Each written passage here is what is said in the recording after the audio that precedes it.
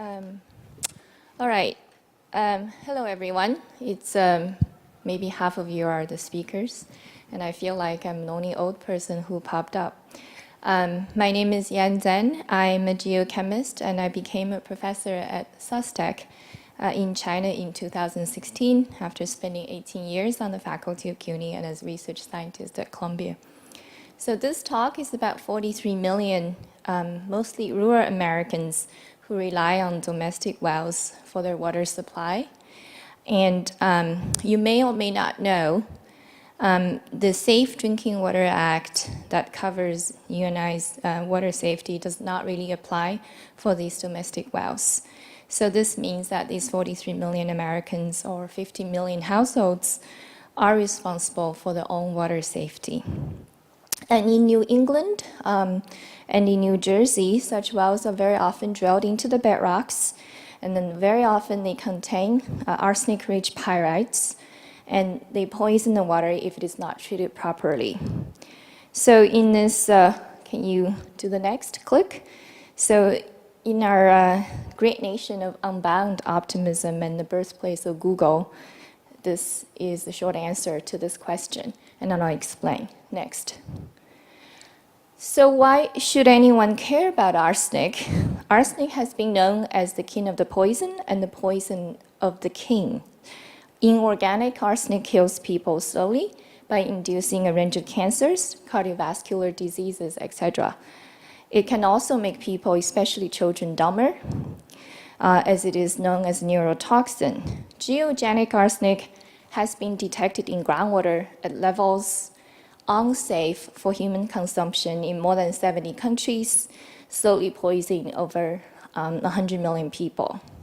In the US, recently Joe of USGS estimated that 2.1 million domestic well users are exposed to above the MCL levels of arsenic.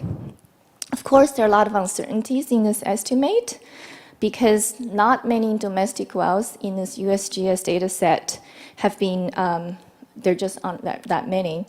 And of the few thousands, about 10% is above the MCL. Fortunately, where we have a lot of arsenic, such as the American West, there aren't that many people. So overall, there's only about 2.1 million people, not 4.3. So I will mostly, click please, describe the findings of my group in Maine and New Jersey next. So next please. I wanted to highlight the behavioral vulnerability among the domestic well populations. So I studied arsenic in Bangladesh also for many years. And when I give talks and after my presentation, very often someone will ask, why don't they do something about their arsenic? So those seemingly very naive questions actually led me to health behavior studies that really was very intriguing. Click, please. So this includes a classic by Rutgers University psychology professor Weinstein, who really documented this optimistic bias phenomenon. Basically, we believe we are better off than our neighbors. So in other words, humans have a tendency to believe that we are not only better than average, we are also better off than average. Next. So former graduate student Sarah Flanagan mailed survey questionnaires to more than 1,000 randomly selected private well households in Maine and New Jersey. These red dots indicate the households responded to our survey, and based on, and you can see underneath these grids are 2 by 2.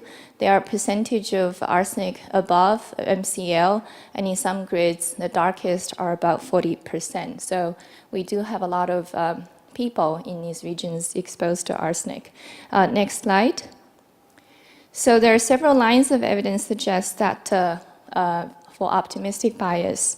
First, in both states, Less than half of households have actually tested their water for arsenic. Maine is 44%, New Jersey is only 40%.